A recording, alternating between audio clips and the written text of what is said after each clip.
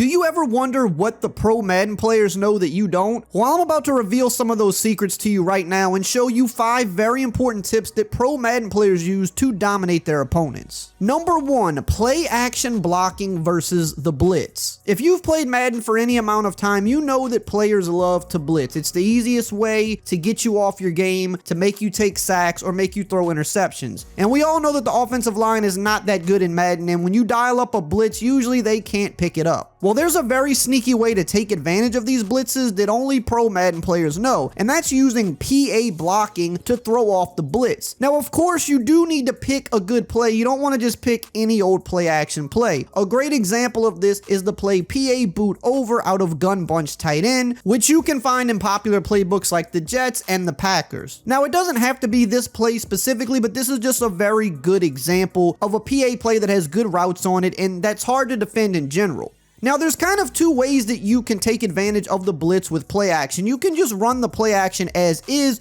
and if the defense is not pass committing, the blitz will usually get faked out, and they won't be able to pursue you as consistently. And as you can see, you're able to pick up good yards with this. But there's another way that you can use play action blocking to really slow down the blitz. Number 1, play action blocking in general just seems to block a little bit better and a little bit differently than regular blocking. Nobody really knows why, but it's definitely a thing.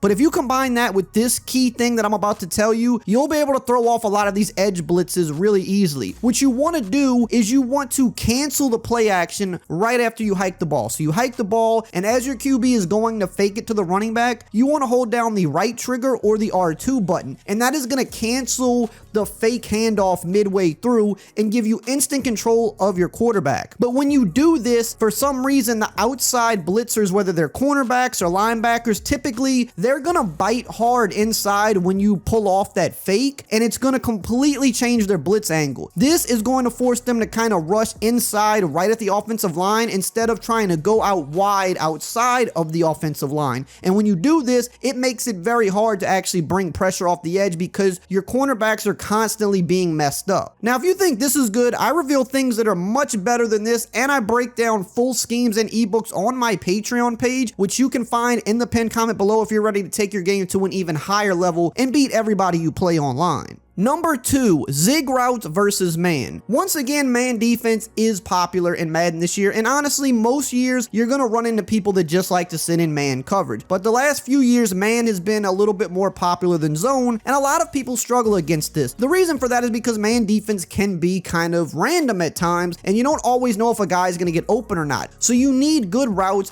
that can consistently beat man, and the zig route is one of those routes. What you want to do is try to keep a zig route on most plays, especially if you're playing someone that stays in man coverage. Usually it's good to put a slot receiver on this or sometimes an outside receiver. What you want to do is press Y or triangle, select the receiver's icon, and then select the zig option on your analog stick. This is going to make him fake to the inside, make a hard plant, and then cut back to the outside, and this will beat man coverage at least 80% of the time. So if you're going against someone that just loves to span man coverage, you want to have a zig route on the play, and in some instances it's even good to have 2 of these on a play. If you're in a type of formation where you've got equal amounts of receivers on both sides of the ball, you might want to put 1 receiving option on each side on a zig route, because then that makes it even harder for your opponent to stop both of them. This is a route that pro players use all the time to frustrate their opponents. Not only does it beat the most annoying coverage in the game, but it's good versus man blitzes as well, because it's such a quick developing route that it gets open before the blitz can get to your QB. So if you combine this with the first tip, which is play action blocking, you've got 2 ways to beat popular man blitzes in Madden. Number 3, the juke move. This is by far the most overpowered ball carrier move in the game. Now, this might not seem like a pro tip, but you would be surprised how many people simply do not know what to do with the ball carrier, because there's a ton of different things you can do. You can spin, you can hurdle, you can stiff arm, you can jurtle, you can do all these things, but at the end of the day, you want to be using the single most overpowered ball carrier move because you want the highest probability of faking out a defender, and the juke move is going to fake out the defense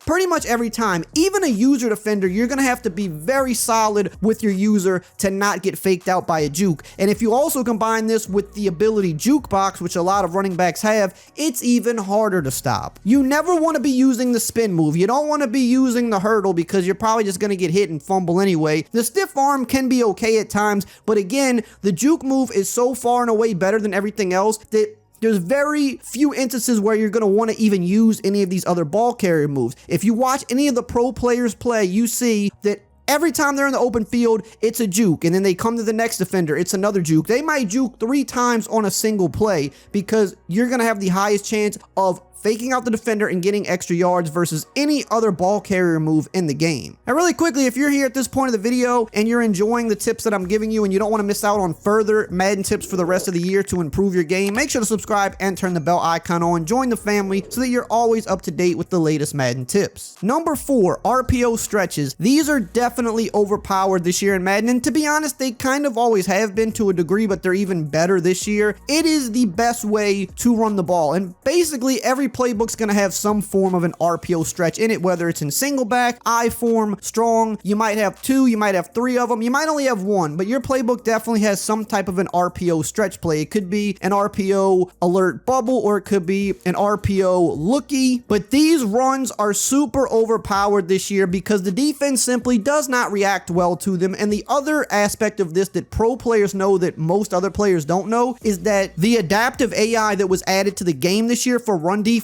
does not apply to RPO plays because technically they're still pass plays as well. Now, if you run a regular stretch play or a regular dive over and over, after a few times, the defense is going to start block shedding very quickly because adaptive AI was added to the run defense this year. So you can no longer spam the same regular run plays over and over because the defense is going to essentially start cheating to help shut that down if you're not mixing it up. However, RPO plays do not apply to this, and RPO stretches because of this are very powerful because not only does the defense react poorly to them and they suck inside on a lot of occasions, they'll also never be able to take advantage of adaptive AI versus this. And even the best players in the world will tell you that they struggle to stop the RPO stretches this year because the defense just does not react that well to them. So if you like to run the ball, or you like to mix in the run on short downs, or you need a go-to play when you're inside the 5-yard line and you're trying to score, use RPO stretch plays and you will score way more often and convert way more first downs in Madden. Number 5, diving into the end zone. This is another tip that you don't see a lot of regular players use, but pro players use this every time they're down by the goal line because it's kind of overpowered. We just talked about how it can be hard to score when you're inside the 5 because you can't really pass when you're that close to the end zone because there's not a lot of room to work with, and when you try to run the ball, it can be tough because everybody's in the box. So what pro players do is they'll go to a fullback dive or something like that, and as soon as their ball carrier gets the ball, they're going to hold the X button on Xbox or the square button on PlayStation to kind of get this bit of a Superman dive where they jump over the offensive line and into the end zone. And you might think this is risky, but it really isn't because running backs very rarely fumble on this for some reason, and they'll take hits a lot of time in midair and still flip or fall over into the end zone. Now that you know about these 5 offensive pro tips, you're halfway there. Now you need 5 defensive pro tips so that you could shut your opponents down on the other side of the ball, and you can check that out in this video right here on the screen.